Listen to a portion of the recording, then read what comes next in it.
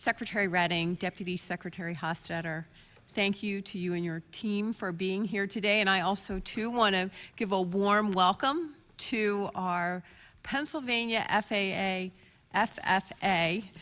leadership team here today, that next generation coming into farming. We're so glad that you are here.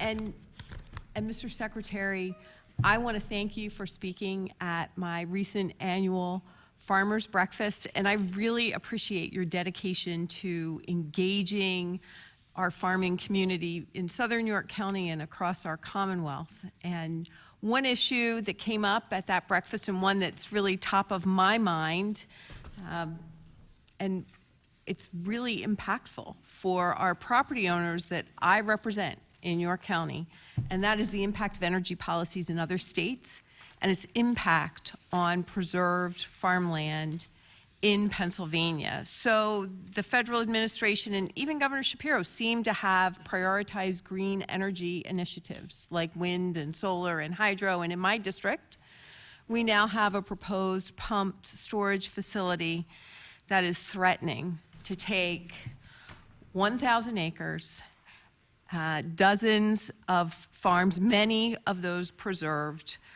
And Mr. Secretary, you know these farms, they cannot be just transplanted somewhere else. This is some of the most prime productive farmland, not only in Pennsylvania, but across the nation. And your department's mission, it is to, in part, ensure a successful future for Pennsylvania agriculture. You have been an incredible ambassador for that mission. But we are seeing a constant target being placed on the backs of our farmers, whether it's that new solar farm, the hydro facility. We lose this farmland, we're never going to get it back. So how is your department working to protect farmland that is constantly under threat due to misguided energy policies in other states? How much time do we have? That green light will tell you. I see the light. So first of all, it's always an honor to be in Southern York County. I mean, I marvel every time I'm down about the productivity of those farms and also the pressure they're under, right? So that you're right there at the border and feel the effects of Baltimore and folks who want and see what we have here. So they're always under pressure and threat. So I appreciate what is being done from the York County Farmland Preservation Program, the farms that are clean and green, the sensitivities we heard about what land is enrolled in the federal CREP program, as we heard very clearly the breakfast before last, but make no mistake, that pressure is there. And so I'm always sensitive to that. I share your concerns when you look at the Cuffs Run, particularly where you're talking about prime agricultural land that's going to be flooded for that hydro project. And I think the number is correct here, but around 200 acres of preserved farmland, right? So it's already been restricted. And then to have that sort of taken by eminent domain for an energy project, I'll just say personally, I struggle with what our power is there under the Agricultural Lands Condemnation Approval Board. Right, as we've talked before with the power line, we don't have oversight of a FERC project. This is a FERC project. I don't like that. I mean, we shouldn't like that. That you've actually taken, a state policy and preserved those farms, and then those farms being taken for purpose of an energy project. That's a very different and a very special class of people. But our ability to influence that is really difficult because it's a FERC project.